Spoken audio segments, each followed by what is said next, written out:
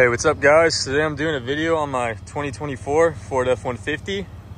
It's an XLT with the black appearance package on it. The truck is two-wheel drive. There is a decent amount of stuff on it, but I'll go ahead and get started. So the first thing that I'll get into on this truck is suspension. Obviously, that's one of the most important things. It's kind of how you get the fit and finish. For suspension, I did the Eibach Pro truck front coilovers. So I got about 2 3/4 inches of lift in the front, and then I paired them along with the Elevate Billet Upper control arms. They're a little dirty, just got back from the sand dunes, but they're Heim joint uppers with a uniball on the spindle. So they're a pretty rad look, and I think they tied it in nice. You can kind of see them in there, you know, at all times. And then when you lift these trucks, usually you almost get some rubbing back there on the coilovers. So, and then for the rear of the truck, I went and matched the set with the Eibach Pro truck reservoirs, the rear struts. So these things kind of help stiffen up the ride. If anyone's ever driven these aluminum body F-150s, they do have some chatter in them. So they kind of, on the road especially, you'll catch them kind of wanting to wiggle out on you a little bit. So those help tighten up the rear end. The stock struts, honestly, they don't really, literally compress them by hand. I pulled them out by hand basically when I was taking them out. So put those in on the rear. And then next up on the list for the wheels and tires, I ended up doing 17s on 35s. So these are 17-inch forged beadlocks from Fittipaldi. They are the FBF 803s with a custom powder coated ring that I got from a shop out here. So they come machine finished like this, and then I went and got the ring coated just to tie in the look. It's a black truck, so I figured why not go with the black ring. They're a -12 offset, so I have the wheels turned up front, but you can tell they do poke a good amount.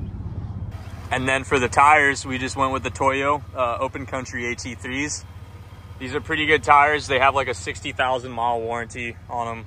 I didn't want mud terrains. I didn't want to go too aggressive. So as far as clearance on clearing 35s, these newer trucks, the fender wells are absolutely tiny. Make them harder and harder to do every single year. I ended up trimming just a little bit. You can see what I took a grinder to, and I just barely cut the corner out right there, along with trimming it back a little bit down here with the grinder.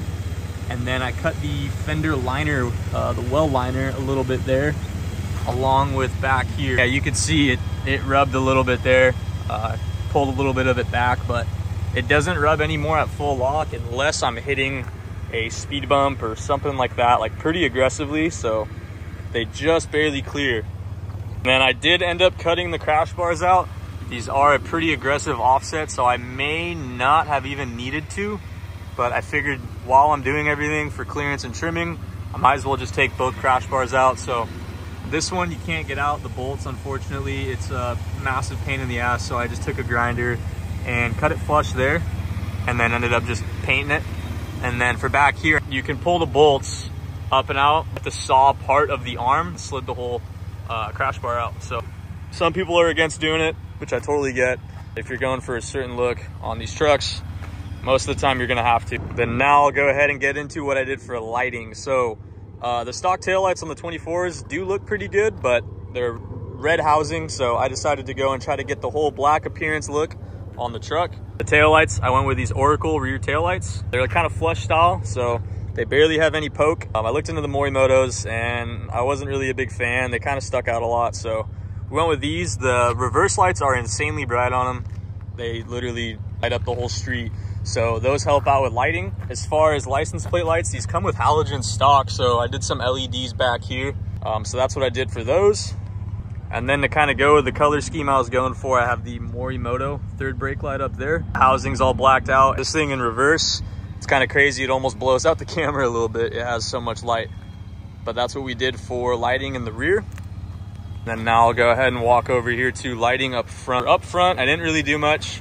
I love the look of these 24s with the new updated look that they did with the headlights, so I didn't really want to touch anything there. Did put a set of Squadrons up front, Baja design Squadrons, with S2s in the center, and these are the factory amber lenses that Baja Designs offers. They kind of almost, they're a pretty close match to the amber daytime running lights on the truck. They're not perfect, but they're just about as close as you can get, so that kind of tied the look of the truck nice. And yeah, those Baja Designs are super bright at night. They don't make any type of kit really at the moment to mount these lights. What I did was I took a piece of 1/8 inch aluminum, like flat aluminum, ended up cutting it just to the same size as this front bumper cutout here. I bolted the Baja designs to that aluminum and then basically drilled 4 holes total, 2 on each side, to mount up to the plastic up here on this front. You can see these things really aren't going anywhere. It's super solid. Kind of what I had to do, because like I said, there's nothing offered yet for these 24s as far as anything that you want to do up here. And yeah, basically just kind of painted all the hardware along with the aluminum back there. It was a little bit of a pain in the ass to get going. Had to pull the whole front bumper off to do it, but that's what we ended up going with, and I think it turned out pretty sick. And then for an exhaust on the truck, I did the MBRP, the single side exit. Not stainless or anything, but I don't have to worry about it.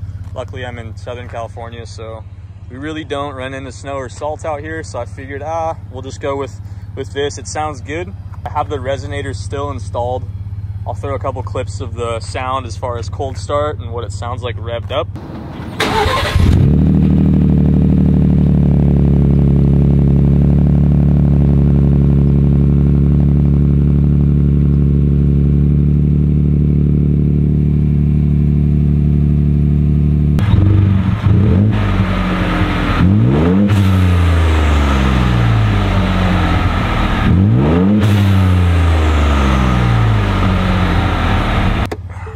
And then now I'll get into what I did under the hood. It's really not much, but I figured I will show it. K&N cold air intake. This is the Super 63, I believe. A J&L catch can up here. So the catch can was honestly one of the first things I did when I purchased the truck. These do get some blow-by in them, and you kind of want to save the turbos since this is the 2.7 twin. I had just to install it immediately. It was super cheap, really easy to install.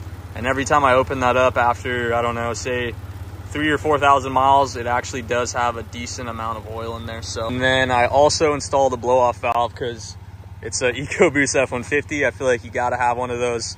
It kind of makes it a little exciting.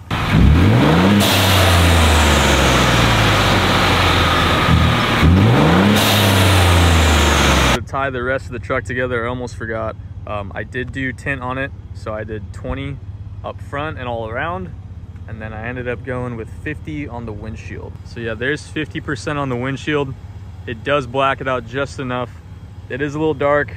Not sure if I'm gonna get pulled over with it, but I've had it so far for a little bit and haven't had any issues yet. So that'll be basically it for this video. All the parts will be linked in the description, everything that I have on it right now. So let me know what you guys think, and I will catch you in the next one.